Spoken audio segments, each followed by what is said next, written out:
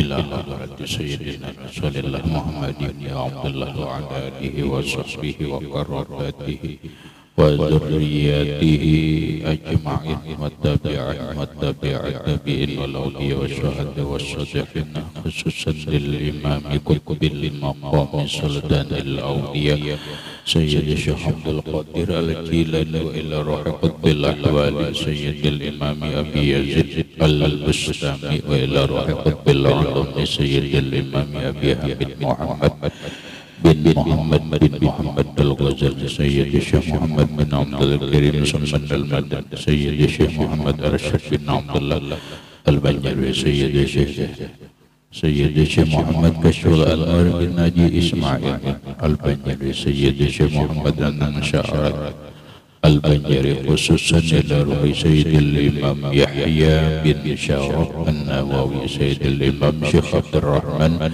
bin Abi Bakrin Jalaluddin As-Sayyid wa Sayyidil Imam Ahmad bin Husain Al-Ma'ruf bi Ami Suja wa Sayyidina Imam Syekh Ibrahim Al-Bajuri Sayyidil Imam Sayyid Ahmad Al-Marzuqi Al-Amri Sayyidil Imam Syekh Muhammad Nawawi bin Umar Al-Bandani wa li arwahi ahli sanadina al-muttasil ilayhim wa khususan ila ruhi Sayyidi wa mursyidi wa murabbir ruhi Sayyidi Syekh Muhammad Zaini bin Abdul Ghani Al-Banjari ila arwahi jami'i masyayikhina wa masyayikh man Allah al-Karim yatabashahu birrahmah wal maghfirah wa yu'ali darajatin fil jannah yu'adu alaina wa ala ahli baitina wa auladina zurriyatina min barakatihim wa min barakati ulumihim wa asrarihim wa anwarihim wa ma'arifihim wa karamatihim bisirrin nabi wa alin nabi lahumul fatihah.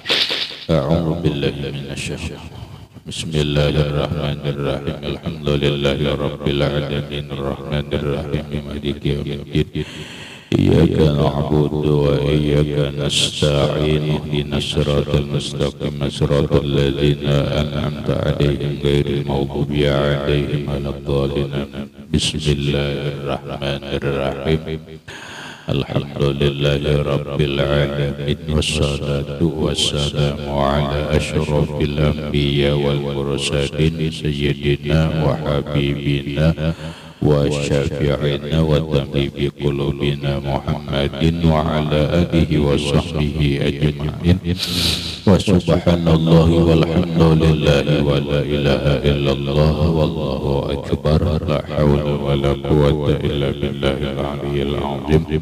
Assalamu alayka ya sayyidi ya Rasulullah, assalamu alayka ya sayyidi ya Habibullah, assalamu alayka ya sayyidi ya khaira khalqillah, assalamu alayka ya imam al-anbiya wal mursalin, assalamu alayka ya khataman nabiyyin, assalamu alayka ya rahmatan lil alamin, assalamu alayka ayyuhan nabiyyu wa rahmatullah wa barakatuh. Qala al-musannif rahimahullah ammal ijabatu li ghairi walimatil urusi min baqiyatil walaimi falaysat fardhu ainin bal hiya sunnatun. Amal ijabatu adapun memenuhi saruan, memenuhi undangan li ghairi walimatil urus bukan resepsi pengantin min baqiyatil walaimi daripada setinggal resepsi aruhan-aruhan falaysat fardhu ainin maka bukanlah memenuhi undangan itu hukumnya fardhu ain bal hiya sunnatun, bahkan dia sunnat. Maksudnya adalah bahwa walimah resepsi itu kita bagi dua. Biar nyaman membaca secara hukum. Pertama adalah walimatul urus, resepsi pengantinan. Kita diundang ulang dalam resepsi pengantinan, maka memenuhi undangan itu hukumnya fardhu ain, hukumnya fardu atau wajib. Ini didasari oleh hadis hadis Nabi Sallallahu Alaihi Wasallam buka di dalam wajibatun di khabaris sahihaini, karena hadis riwayat Imam Bukhari dan Muslim, iza du'iya ahadukum ilal walimati falyatiha.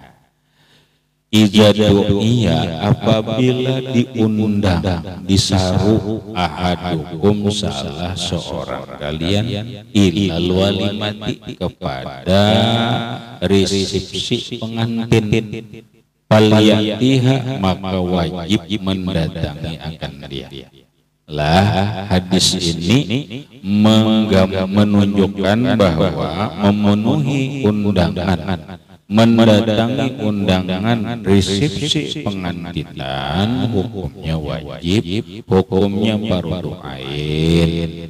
Hadisnya riwayat Bukhari dan Muslim sahih. Bunyi hadisnya, iza du'iya ahadukum, apabila diundang. Paham kalau diundang rahmatullah, disarui bahasa kampung.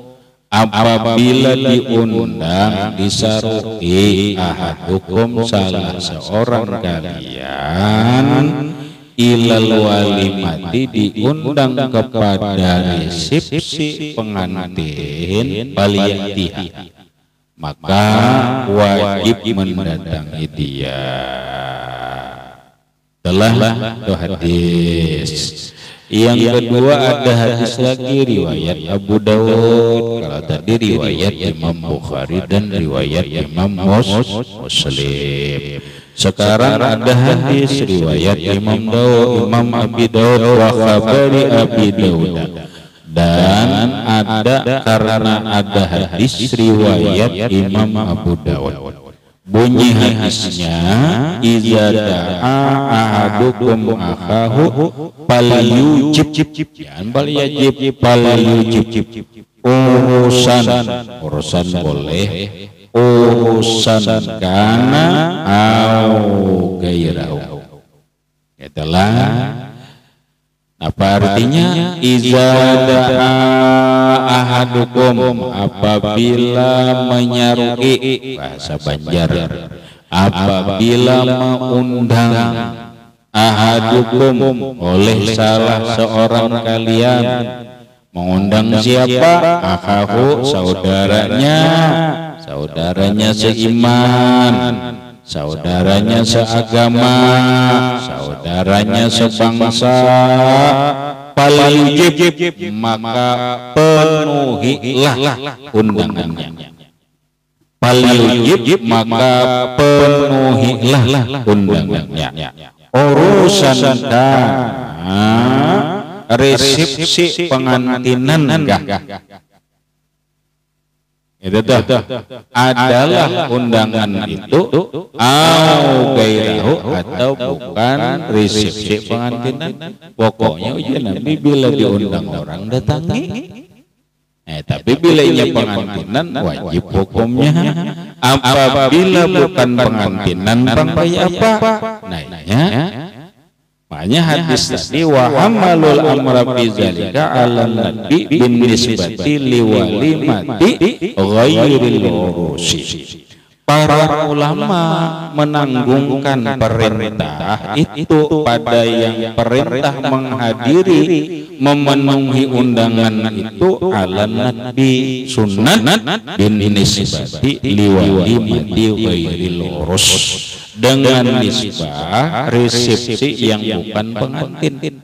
Wa 'alal wujubi, dan mereka menanggungkan hukum wajib fi walimatil urusi, pada resepsi pengantin. Namun wa akhadha jama'atun bi zahirihi, sebagian ulama akhadha, mengambil paham dengan hadis riwayat Imam Abu Daud tersebut, bizahirihi, dengan zahir hadis. Zahir hadis saruannya itu, undangannya itu pengantinan, resepsi perkawinan, atau bukan, datangi Nabi. Berarti para sebagian ulama mengambil paham hukumnya wajib memenuhi undangan fihima pada resepsi pengantinan atau bukan. Nah, tapi dua pendapat kalau nang muktamadnya ya gitu tadi lah, nang muktamadnya bila undangan pengantinan wajib mendatangi. Adapun saruan resepsi yang bukan pengantinan hukumnya sunat. Apa hadis tadi Bang? Yu'ayyidul awwala ma bi musnadi Ahmad anil Hasan. Ada lagi hadis menguatkan. Yu'ayyidul awwala menguatkan yang pertama yaitu wajib memenuhi undangan pesta perkawinan, yaitu hadis di dalam musnad Imam Ahmad bin Hanbal anil Hasani daripada hadis riwayat Hasan al-Basri qala, beliau berkata du'iya Utsmanu ibnu Abdul As ila khitanin, diundang orang, diundang orang sahabat Nabi yang bernama Utsman bin Abdul As, diundang orang tabi'in ila khitanin kepada resepsi khitan. Nah, walam yujib kada memenuhi sidin, falam yujib maka tidak memenuhi saruan itu. Paham? Artinya pahamannya begini, nah anu jua rahmatnya bahwa orang aruhan atau resepsi khitan, kalau bahasa Jawa lagi walimatul khitan. Nah, walimatul khitan itu melaksanakan acaranya hukumnya sunnah. Mendatangi saruan, mendatangi undangan walimatul khitan hukumnya sunat. Kenapa jadi sunat? Karena ada riwayat dari Hasan, seorang ulama sahabat Nabi yang bernama Utsman bin Abdul As, diundang orang ke acara khitan. Sidin kada memenuhi undangan itu. Nah, berikutnya pahamannya berarti orang di Jawa itu acara resepsi khitan itu kenal, kadang besar-besaran resepsi walimatul khitan itu ada kita di sini adalah sunatnya mau dipotong buka hai lagi kada aroh-arohan, padahal sunat di Jawa aroh orang Jawa tuh ngaranjekin walimatul khitan. Oh ternyata acara walimatul khitan ini sudah ada di zaman Utsman bin Abdul As. Pahamlah maksudnya. Acara itu bukan anyar, cuma kita di sini aja kada menjadi tradisi. Kecuali ikam rahmatnya hendak memulai kayak ini ikam kawin bini anak saat menghitan anak, menghitan doh besaruan undangan aruh, siapa jar aruhnya minimal banyak seekong kambing, bila kata barang ya 5 ekong ayam. Adalah bila kada usah ayam, iwak lele aja lah. Lele aja berapa jar 10 ekong lele karena lele lumbo lolo. Emang lolo namanya paham? Lele lumbo ada 10 ekong. Nah, yo acaranya acara apa? Acara walimatul khitan. Diundang Hairullah diundang. Ujir Hairullah lu ada datang dan sunnah boleh ditinggalkan. Boleh. Nah, kemudian walam waqala lam yakun lahu ala hadi Rasulillah, beliau berkata lam yakun yud'a lahu ala hadi Rasulullah, tidak ada diundang bagi acara walimah khitan itu di zaman Rasul. di zaman Rasulullah walimatul khitan tuh kadada ujar Utsman tadi teh. Utsman bin Abil As kadada walimah itu acara resepsi walimatul khitan tuh kadada. Tetapi bukan berarti haram, pahamlah. Paham kalau semalam Imam Syafi'i mengatakan setiap kita kedatangan atau mendapatkan sesuatu yang menggembirakan bagus disunatkan membikin aruh, disunatkan membikin walimah. Paham? Udah halal? Nah, sudah semalam. Namun wa bi khabari sahihaini dalam hadis riwayat Bukhari dan Muslim marfu'an, hadisnya marfu', iza du'iya ahadukum ila walimati urusin, iza du'iya ahadukum, apabila diundang, disaru ahadukum salah seorang kalian ila walimati urusin, kepada resepsi perkawinan, fal yujib, kata Nabi penuhilah undangan itu, wajib.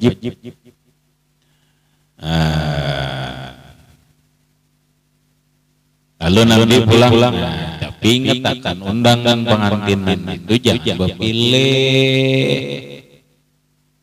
Jangan pilih ini saruan benar saruan atau bikin walimatul urus, acara resepsi pengantin ya, resepsi walimatul khitan bisa kalinya bikin undangannya itu hanya orang-orang yang tertentu aja. Ada 6 orang jauh, orang dekat kada diundang, ada pejabat rakyat kada diundang, ada orang sugih, orang miskin kada diundang. Wah ini bahaya, itu boleh, haram itu.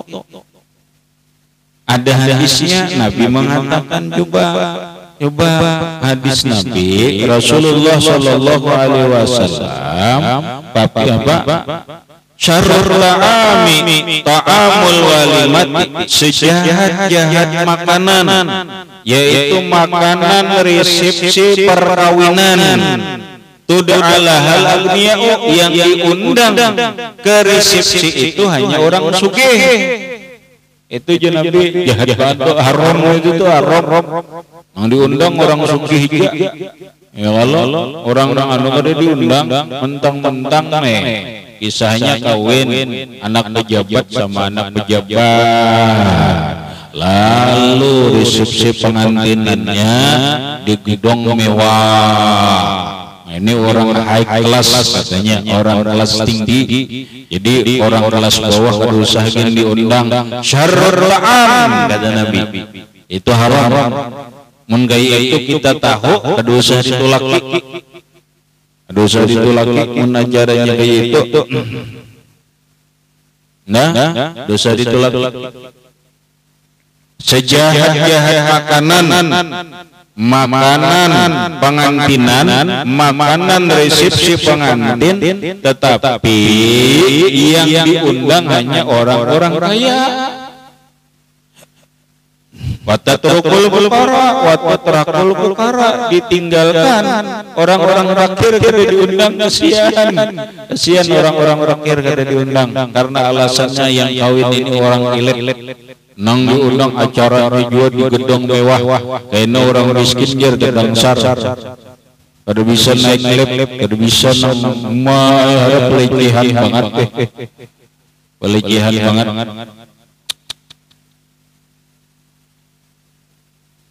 Lalu ujar Rasulullah, wa man lam yujib bi'wa faqad asallahu wa rasulahu. Orang yang tidak memenuhi saruan, orang yang tidak memenuhi undangan walimatul urus, sementara di acara itu yang diundang itu serata nang kaya yang sugih, nang kada sugih, ya pejabat yang tidak pejabat. Nah, maka kata Nabi, orang yang kada memenuhi undangan itu faqad asallaha wa rasulahu, sungguh dia bermaksiat kepada Allah dan terhadap Rasulnya. Nah, hadis ini juga memperkuat hukum bahwa memenuhi undangan resepsi perkawinan itu hukumnya wajib.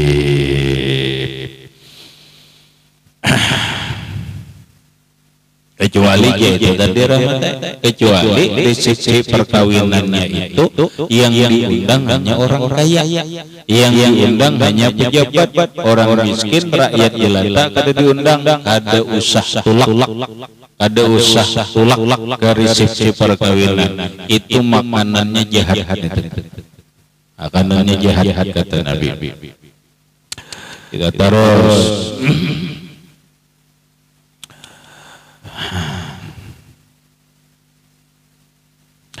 Lalu kalau kita memenuhi saruan atau undangan perkawinan hukumnya tadi wajib fardu ain, menurut sebagian pendapat ulama fardu kifayah, sekalipun kada wajib makan, memenuhi undangannya wajib, makan nasinya kada wajib.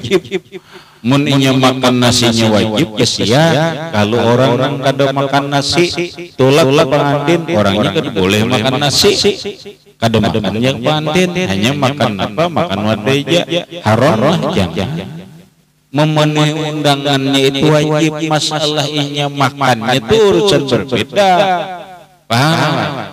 Karena orang bisa aja dalam keadaan puasa memenuhi undangan perkawinan, padahal puasa itu kayak apa? Nah makanya bedakan hukumnya.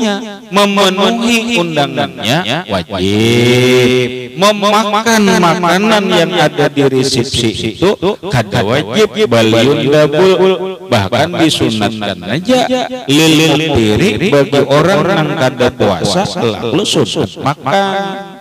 Dadangnya wajib, memakan nasinya, memakan makanan yang di undangan pengantin itu hukumnya sunat. Oke lah yang ibu waswasnya bikin. Tapi itu nang utama sekalipun ada juga yang berpendapat memenuhi undangan perkawinan itu hukumnya wajib, makan makanan yang di undangan perkawinan itu pun hukumnya wajib. Mana dasar hadisnya? Nah ini tapi kada muktamad tadi nang muktamad, tapi boleh aja kita umpat sini. Karena ada hadis Nabi nang disahihkan oleh Imam Nawawi radhiyallahu an di dalam kitab Syarah Muslim. Hadis sesuai zahir hadis Nabi, kata Rasulullah, "Iza da'a du'iya ahadukum ila ta'amin." Apabila diundang salah seorang kalian kepada makan, pengantin maulid kah, acara apa, haulan ke diundang, jangan makan ini, maka undangan kada dipenuhi undangannya, katia tetangga, katia ini leh dipenuhi undangannya puasa, ini bagaimana? Nah maka tadi dikatakan apabila acara resepsinya itu resepsi perkawinan diundang, hukumnya wajib datang. Maka puasa jar datang, puasa sunat bang. Lalu ujar Rasulullah, pal yujib, penuhi undangannya. Pak ingkana muftiran, jika ada ia orang yang tidak puasa, paliyat makan, nggak ada puasa makan panten tadi. Wa ingkana shaiman, jika adalah ia puasa, falyusolli, maka hendaklah dia yusolli, mendoakan. Harinya terser saja hendak makanan, hendak kada, cuma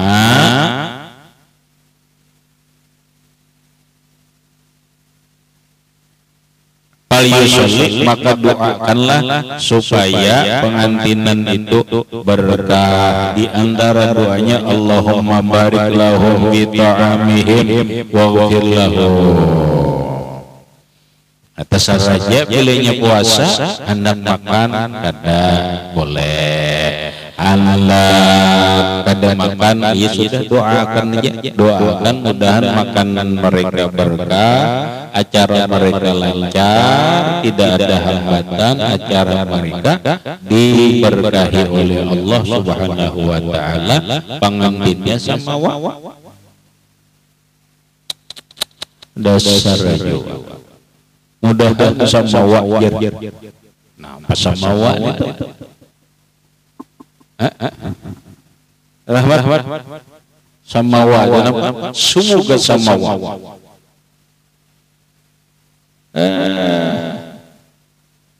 Kada mau diingatkan rahmat, diingatkan doa itu kada boleh disingkat. Mau doa disingkat lah.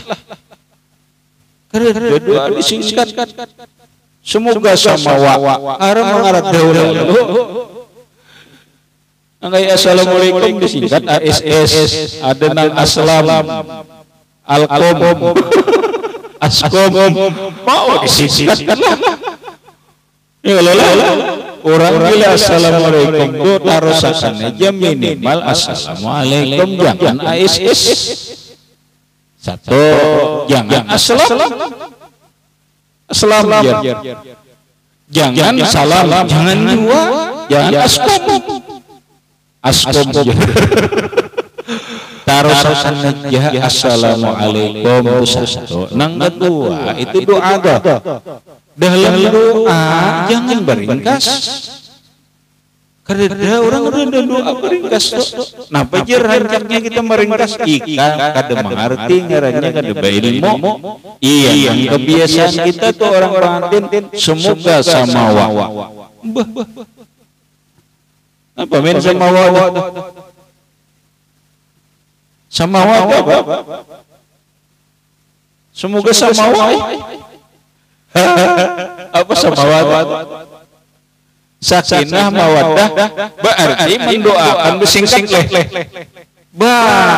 Ada rumusnya doa itu bersingkatan. Jangan lagi mengucapkan mendoakan pengantin semoga sama wa, jangan lagi. Karena artinya dan itu menyalahi dalam Islam. Ada doa ada bersingkatan itu. Orang doakan aja bujur-bujur semoga sakinah mawaddah warahmah. Nah iya. Kadang-kadang aja sakinah mawaddah warahmah. Bapak kalau itu jir bini gua ketiganya. Ina orang mandi junub bahwa itu sakinah wa mawaddah warahmah. Oh, bini pertama sakinah ngarannya, bini kedua mawaddah, bini ketiga rahmah ngarannya. Ada urusan itu, ini urusan saja, urusan hukum. Lagi mengatakan rahmatillah, padahi orang dalam doa jangan singkatan. Tidak ada Rasulullah mengajarkan doa singkatan itu ada. Kemudian apa bahasanya sahabat dan sampai ulama pun ada mengajarkan doa singkatan. Kecuali ada singkatan itu dan ulama itu menghukumkan makruh. Nabi Muhammad sallallahu alaihi wasallam itu singkatan itu sebagian ulama berpendapat makruh Isawi, Muhammad Isawi, Nabi Ais alaihi salam. Iya ketujuh banget kita disingkatan. Itu Imam Nawawi dalam kitab Azkar, orang singkatan itu hukumnya makruh. Dalam doa bang, kada ada manfaatnya bersingkatan itu. Jangan lagi pakai singkatan mendoakan orang kawin semoga sama wa. Singkatan gitu, benar Pak, langsung aja semoga sakinah mawaddah warahmah. Nah, sakinah itu tenteram bahagia.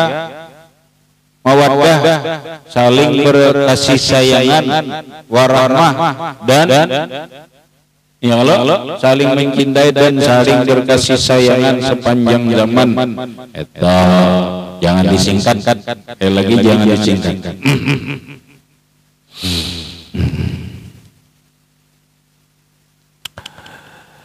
Jadi amal ijabatu li ghairi walimatil urusi min baqiyatil walaim, adapun memenuhi undangan tapi undangannya bukan resepsi pengantin, apapun walimahnya, mau walimatul acara sarwat lah punya yang bukan pengantin enggak harus apa aja, yaitu palaisa fardhainin, hukumnya kada wajib, boleh aja kada tulak. Bal hiya sunnatun, bahkan dia hukumnya sunnah. Wa inna ma tajibu da'watu li ghairiha bisyarti alla yaqussa da'i al-aghniya bid-da'wah. Hanya saja wajib memenuhi undangan li ghairiha, bagi selainnya, bisyarti alla yaqussa da'i al-aghniya bid-da'wah, dengan catatan, dengan syarat kada menghususkan si pengundang ini akan orang-orang yang kaya dengan undangannya lah. Sekali lagi tadi sudah dijelaskan, hadisnya ada, memenuhi undangan perkawinan hukumnya wajib selama atau syaratnya si pengundang ini jangan mengkhususkan undangan itu hanya untuk orang-orang kaya, baliyatuhum wal fuqara, bahkan mengundang dia akan orang kaya, orang pejabat, wal fuqara, orang-orang fakir miskin pun juga diundang. Nah ini yang kita tolak lagi. Wa ayyatuhum fil yaumil awwal, dan mengundang dia akan mereka di hari pertama. Fa in awlama salasata ayamin, jika dia resepsi 3 hari lalu mengundang hari kedua, lam tajib al ijabatu fil yaumis tsani, tidak wajib memenuhi undangan di hari yang kedua, bal tustahabu, bahkan hanya disunat lah, makanya disunatkan. Orang pengantinan, orang pengantinan itu pengantinan. Kalau pengantinan itu apa tadi resepsi tadi 3 hari, kita ini diundang hari kedua aja. Hari pertama pejabat, hari kedua orang kampung, hari ketiga ya sudah ada wajib memenuhi undangan itu. Lalu orang undangan itu pengajar memberikan itu tuh hadiah apa, lalu berduit itu. Nah itu kada wajib mamluki, ada wajib mamluki. Makanya bila orang berundangan mengundang, ada wajib kada diamluki.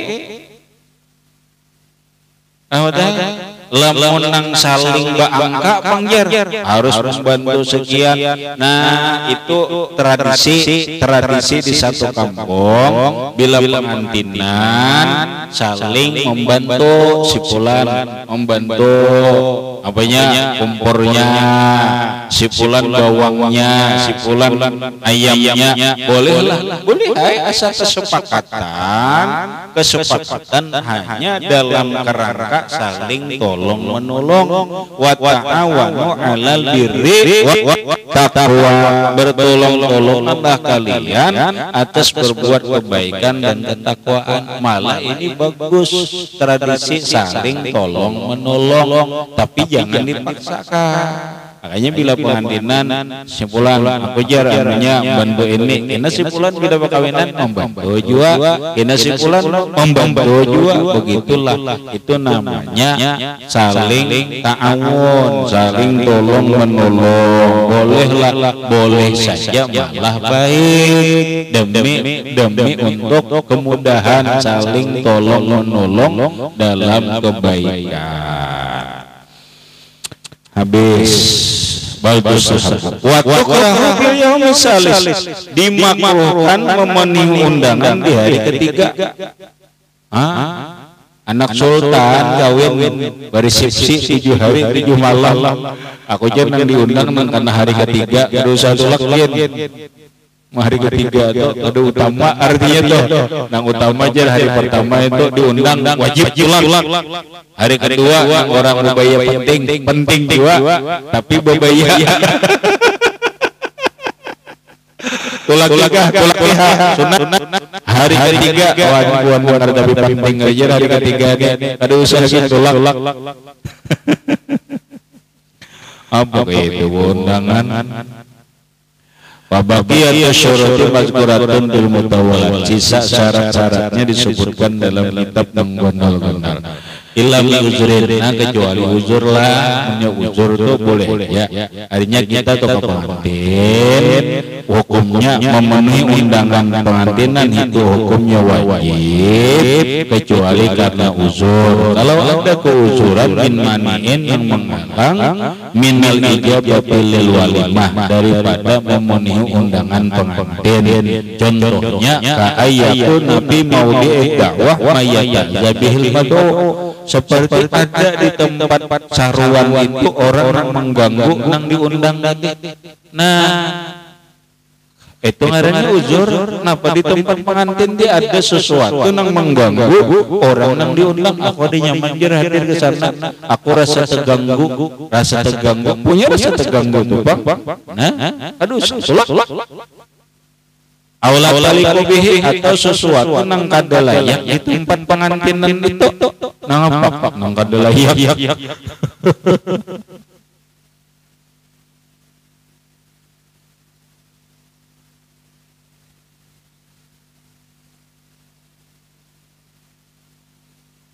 Kedelai pangaran orang yang berpakaian mewah-mewah seorang tapi buruk tundukan mana gunanmu kubut orang berdebat layak aku jar hadirin ini sudah iya dosa.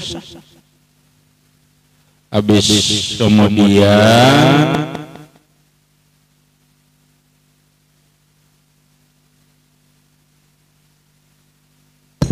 pasalun fi ahkamil kasam wa nusus.